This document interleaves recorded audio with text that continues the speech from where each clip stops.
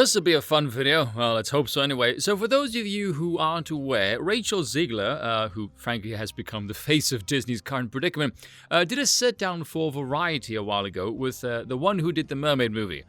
I don't care to know her name, irrelevant either way. I can't stomach to listen to the XXs in general, listening to two Hollywood versions of it, oh dear lord, and for 40 minutes, no, absolutely not. There is no amount of whiskey on earth that would ever make me endure that. The cringe is overwhelming.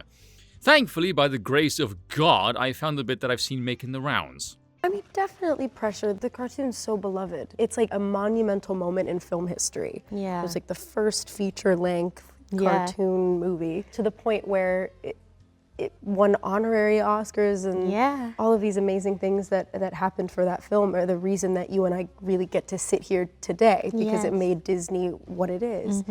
Now that is in stark contrast to this. The original cartoon came out in 1937, and very evidently so. There is a big focus on her love story with a guy who literally stalks her.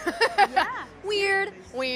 I just mean that it's no longer 1937. She's not going to be dreaming about true love. She's dreaming about becoming the leader she knows she can be. The cartoon's so beloved. It's like a monumental moment in film history.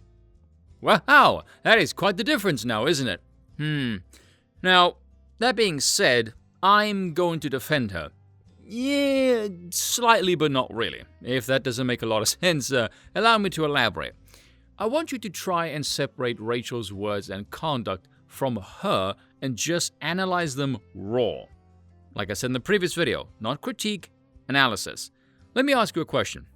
Those words, that behavior, is it in any way deviating from the lowbrow propaganda that Disney has been wanking out the last couple of years? Can you imagine, say, a Disney executive saying those exact same words? Yes, very easily. She just happens to exude the words of that faceless executive in 6th gear.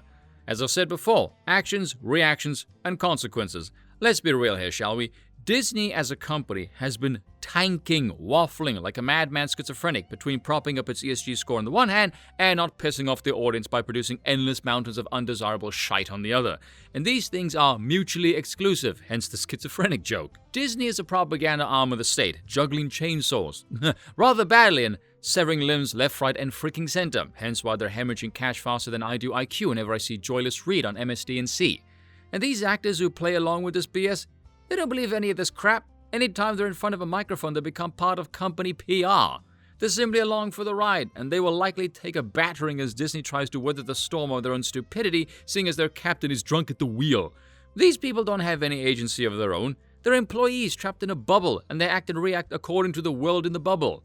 I find it so bizarre that people think Rachel Zegler is this despicable person, well, she might be actually, who apparently hates the source material, and that's 100% her own authentic belief, even though Disney is the one making the bloody movie, and then when it all goes south, like everything else Disney puts out these days, oh, suddenly she's the fall girl for Disney's piss-poor business practices.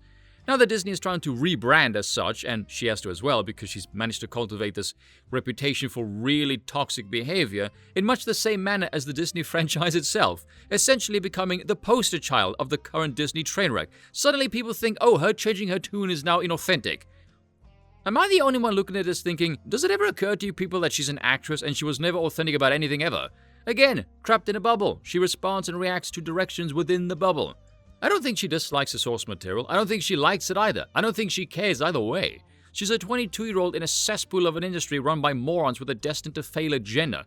In the grand scheme of things, she's nothing more than a pawn on a chessboard, a piece to be moved by powers far greater than her measly comprehension, and she will say and do whatever she gets told to get money and attention. No more, no less. I'm not saying it absolves her of all of her sins, but let's be real. In a different era, do you think she would behave this way? No. So don't take these people for authentic. They're the products of their industry, and they're currently all losing their frickin' minds. Cheers for watching, and once again, I apologize for nothing.